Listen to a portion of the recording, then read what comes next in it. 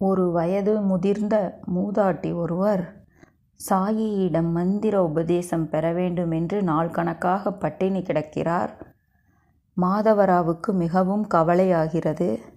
இம்மூதாட்டிக்கு ஏதாவது ஆகிவிட்டால் என்ன செய்வதென்று சாயியிடம் சென்று இவ்விஷயத்தை கூறுகிறார். அப்பெண்மணியை வரவழைத்து சாயி அவரிடம் உரையாடுகிறார்.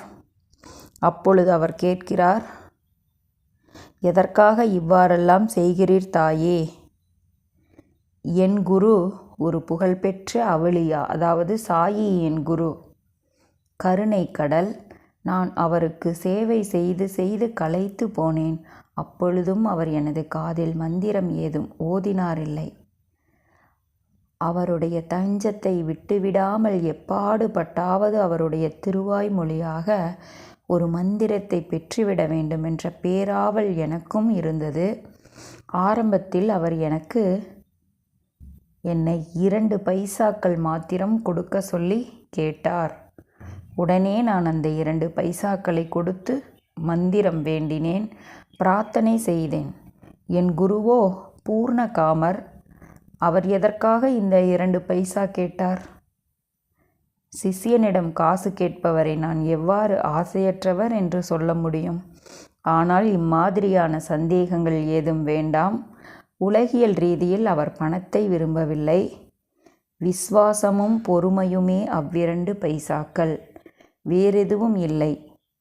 நான் உடனே அவை 2ஐயும் கொடுத்தவுடன் என் குருவான தாய் என்னிடம் சந்தோஷமடைந்தார். தாயே, பொறுமையும் சகிப்புத்தன்மையுமே தைரியம். அதை தொலைத்து விடாதீர்கள். எப்பொழுது பிரச்சனைகளை எதிர்கொண்டாலும் அது உங்களை கரை சேர்க்கும்.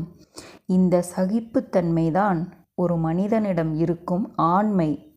இதுவே பாவங்களையும் துன்பங்களையும் எதிர்ப்புகளையும் வெல்கிறது.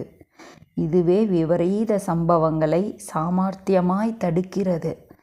எல்லா பயங்களையும் விரட்டி விடுகிறது. பொறுமையும் சகிப்புத்தன்மையுமே வெல்லும்.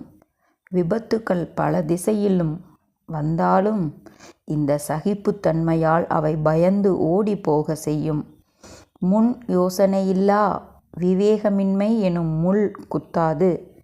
சகிப்புத்தன்மை நற்குணங்களின் சுரங்கம், நல்லெண்ணங்களின் ராணி, உறுதியான நம்பிக்கை இந்த ராணியின் சகோதரி.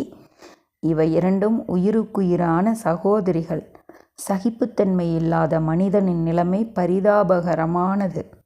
பண்டிதராக இருந்தாலும் சரி, நற்குணம் படைத்தவராக இருந்தாலும் சரி, சகிப்புத்தன்மை